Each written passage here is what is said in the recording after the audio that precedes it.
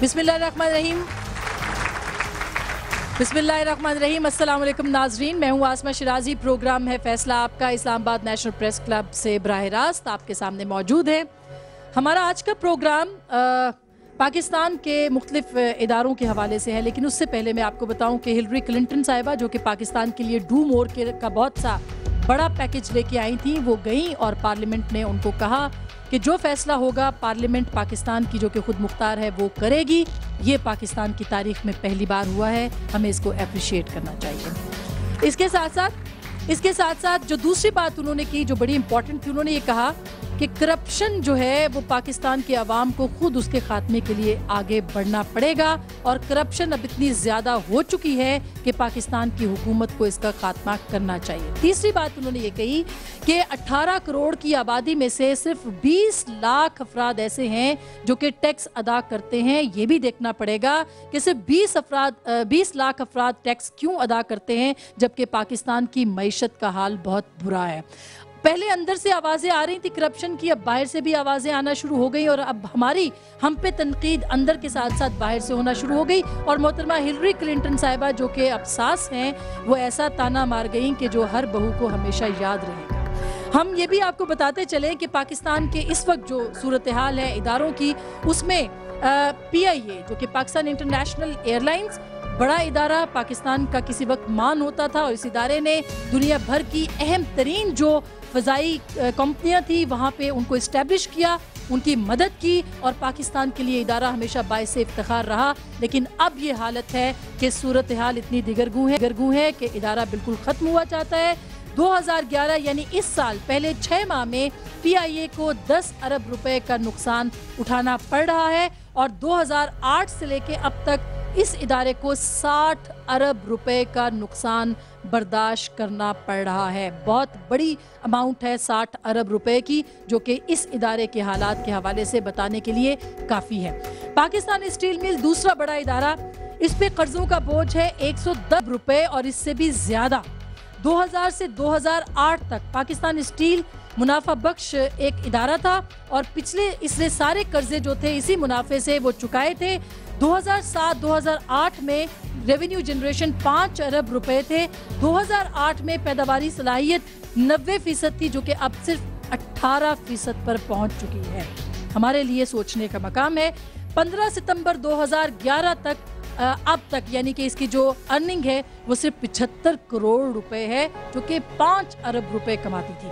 गुज़िश्ता साल इसका खसारा 22 अरब रुपए था, और अब बढ़ के ये 110 अरब रुपए हो गया है। सुप्रीम कोर्ट के अंदर जो रिपोर्ट पेश की गई थी वो ये हवाला है, और वो अभी भी जो रीसेंट इसका खसारा है उसके लिए रिपोर्ट अभी तक पेश नहीं की गई। पाकिस्तान रेलवे एक और रीढ़ की हड्डी, और तकरीबन 9000 किलोमीटर जो लाइन थी वो अंग्रेज़ बिछा के गए थे। हमने उसमें इजाफा नहीं किया, कमी की। अब 7000 के करीब लाइन हमारे पास रह गई है, और बेशुमार गाड़ियां बंद हो गई हैं। आप टेलीविज़न स्क्रीन पे रोज़ देखते हैं।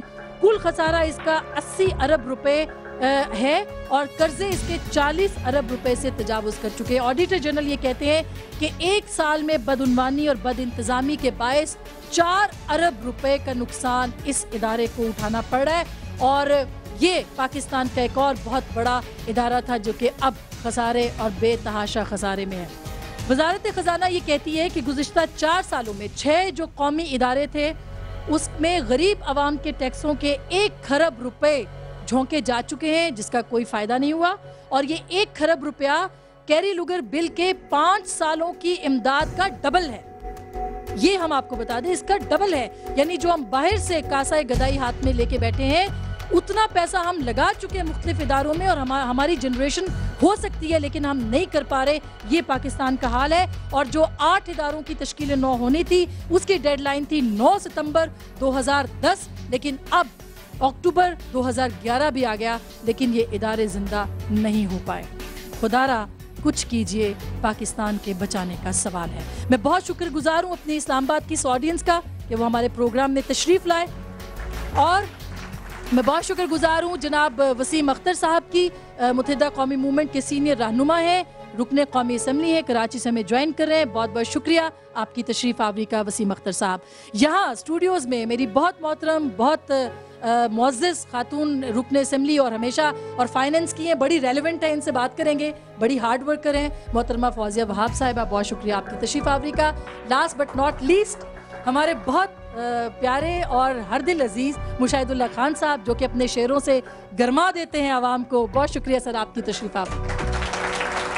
मैं पहला सवाल वसीम अख्तर साहब आपसे करना चाहूँगी कि क्या हुआ कि हिलरी क्लिंटन को भी मजबूरी पड़ गई कि वो हमारी करप्शन का हमें ताना दे जाएं, क्या कहेंगे इस हवाले से आप? बिस्मिल्लाहिर्रहमानिर्रहीम।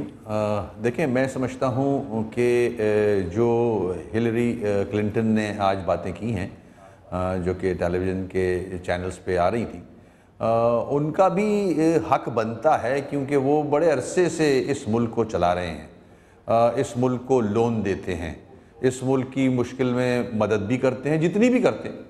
पैसे बहुत दिए हैं उस मुल्क ने हमारे मुल्क को।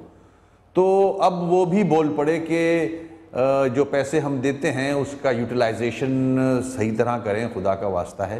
इसका ये जो पैसे दिए जाते हैं ये आवाम के लिए दिए जाते हैं। और हमारी बदकिस्मती ये है इस मुल्क की कि माजी से लेके आज तक, जब से मुल्क वजूद में आया है, वो जो लोन यूएस से देता है हमें, वर्ल्ड बैंक या IMF, वो पैसा आज तक आवाम के लिए नहीं लगा, लिया आवाम के लिए जाता है, मगर चंद ख़ानदान उस पैसे के मज़े लूटते हैं। और जो लोन जब उतरता है, जब कर्जा उतारा जाता है, तो टैक्सेस इसी गरीब आवाम पे लगाए जाते हैं, और वो टैक्स जो है, वो जो सूद है, वो आवाम देती है। तो आज हिलरी क्लिंटन ने भी कह दिया कि बस, इनफ इज़ इनफ, बस करें, और अपने जो सेक्टर्स हैं आपके, हेल्थ है, पावर है, एजुकेशन है, इस पे कुछ करें, इस पे पैसे लगाएं। जो कि हमें शर्म आनी चाहिए, वो कह गई बैठ के कि 18 करोड़ में से सिर्फ 20 लाख टैक्स देते हैं। हमें डूब मरना चाहिए उन बड़े बड़े सियासतदानों को जो टैक्स नहीं देते, और उन वडेरों को जो टैक्स नेट में है ही नहीं। हमने बहुत कोशिश की GST के हवाले से, जब ये मसला चल रहा था टैक्स का, कि एग्रीकल्चर पे टैक्स लगे, और लीडर ऑफ द ऑपोजिशन ने हमारा साथ दिया था, चौधरी निसार साहब ने, कि हाँ बिल्कुल एग्रीकल्चर पर टैक्स लगना चाहिए। मगर अफसोस कि वो किस्सा आगे नहीं बढ़ा। आज भी बड़े लोग, या वो सियासतदान हों, चाहे वो बड़े वडेरे हों, उनका आप रिटर्न्स उठा के देख लें, टैक्स में कोई 5,000 दे रहा है, कोई 10,000 दे रहा है, और खरबोपति लोग हैं ये। तो जब तक हम पाकिस्तानी नहीं बनेंगे, हम लोगों को मशवरे तो बहुत देते हैं, तरीक़ेकार तो बहुत बताते हैं लीडरान, मगर चैरिटी बिगिंस एट होम। हम अपना घर ठीक नहीं करते, हम पे जो जिम्मेदारी है लीडरान पे वो नहीं करते। लीडरान से पूछा जाए कि वो कितना टैक्स देते हैं। वसीम अख्तर साहब, आपकी बात को बढ़ाते हुए मुशाहिदुल्लाह खान साहब, वेल्थ टैक्स इस मुल्क में नहीं लगता, एग्रीकल्चर टैक्स इस मुल्क में नहीं लगता, प्रॉपर्टी टैक्स इसके ऊपर नहीं लगता, सिर्फ गरीब दे रहा है टैक्स और बेतहाशा दे रहा है। यहाँ तक कि आपके रहनुमा भी 5,000 टैक्स देते हैं। तो क्या वजह है ये? जी, बिस्मिल्लाहिर्रहमानिर्रहीम। कोई शुबा नहीं है कि यहाँ जो पाकिस्तान के ये जो टैक्स सिस्टम है, वो उसमें रिफॉर्म्स नहीं हुई। अगर हुई भी हैं तो उस पर अमल दरामद जो है लोगों ने नहीं किया, बल्कि उसको रजिस्ट किया, रुकावट डाली। ये बिल्कुल दुरुस्त बात है इनकी, वसीम साहब की, कि ये जो ख़ास तौर से एग्रीकल्चर टैक्स जो है, ये एक बहुत बड़ी, यानी कि एक पूरा सेगमेंट ऑफ द सोसाइटी है जो अच्छे भले पैसे कमाता है हर साल, लेकिन उसमें वो टैक्स में हिस्सा नहीं डालते। इसी तरह बाकी जगहों पे भी असल में इस मुल्क का मसला ये है कि जो टैक्स लेने वाला अदारा है ना, वो भी कहता है कि टैक्स मत दो, हमें दो, हुकूमत को ना दो। तो उन्होंने एक कल्चर ऐसा डेवलप कर दिया है। बाकी आपने 5,000 जिस टैक्स की बात की, वो तंज तो अक्सर लोग फरमाते रहते हैं, लेकिन उसको हम वजाहत भी कर चुके हैं बहुत दफ़ा कि मियाँ साहब जब नहीं थे इस मुल्क में, तो जाहिर है उन पर टैक्स लागू ही नहीं होता था। वो आए थे 1 आध महीने का, और उनके नाम कोई बिज़नेस नहीं है। लेकिन ये भी मैं ज़रूर बताना चाहता हूँ कि मियाँ साहब का जो बिज़नेस है, वो हर साल 45 करोड़ रुपए टैक्स देता है, जो शायद कोई और अदारा या बिज़नेस के जो बड़े बड़े आइकॉन हैं, पिछले 10 साल में गो मियाँ साहब नहीं थे, लेकिन 10 अरब रुपए से ज़्यादा उन्होंने टैक्स दिया है इस मुल्क में। तो ये हकीकत जो है ना, वो पूरी आवाम को बतानी चाहिए। उन्होंने 97 में जब प्राइम मिनिस्टर बने थे, तो तमाम चीज़ें उन्होंने जो हैं वो अपने वो शिफ्ट कर दी थी, और वो इसलिए कि वो एज प्राइम मिनिस्टर सियासत करना चाहते थे, लिहाजा उन्होंने अपने हाथ में कुछ नहीं रखा था। लेकिन ऐसा हो नहीं सकता कि आप बिजनेस करें, यहाँ पे आपकी मिलें हों, फैक्ट्री हों, और आप टैक्स ना दें, तो वो टैक्स पूरा देते अच्छा, हैं। पीआईए में आप खुद भी रहे हैं, ये टैक्स जो भी आवाम देती है, जो 20% भी देती है वो, या 2% भी जो देती है, उसके पैसे भी तो लगते हैं और वो कहीं नहीं लगते, फिर भी पीआईए बर्बाद हो गया, रेलवेज बर्बाद हो गई। क्या मतलब क्यों इस तरह से हो रहा है कि पाकिस्तान के अवाम जो हैं वो टैक्स देते रहेंगे और वो पैसा करप्शन में उड़ता रहेगा? ये भी बड़ी अफसोसनाक बात है। आपने पीआईए की, स्टील मिल की, रेलवे की, दीगर अदारे भी, उनका भी बुरा ही हाल है। जिस जहाँ पे भी वो देखो, और इतना कोई ज़्यादा बुरा हाल है कि आप देखें कि हर रोज़ कभी वो लेडी हेल्थ वर्कर बाहर निकली हुई है, तनख्वाहें नहीं मिल रही। आप टैक्स को तो भूल जाएं कि तनख्वाहें देने को पैसे, एक अदारे की बात नहीं है, रेलवे वाले भी चीख रहे हैं। पीआईए जो है उसका भी हालात ये हैं। देखें 2 साल पहले, 2 साल से ज़ायद हो गए, प्राइम मिनिस्टर साहब ने ये कहा था कि हम बोर्ड ऑफ गवर्नर्स जो है पीआईए का, उसको रिकॉन्स्टिट्यूट करेंगे, इसलिए कि वहाँ पे शिकायत ये हैं कि करोनीज बैठे हुए हैं, कोई पटारो वाला बैठा हुआ है, कोई दोस्त बैठा हुआ है, कोई रिश्तेदार बैठा हुआ है, और वो कॉम्पिटेंट नहीं है। मैनेजमेंट का भी यही हाल है। असल मसला ये होता है कि ये अदारे ऐसे हैं, इसमें प्योर प्रोफेशनल और कॉम्पिटेंट लोग चाहिए। एक एक फैसला जो है वो उसका नुकसान अरबों रुपए में होता है।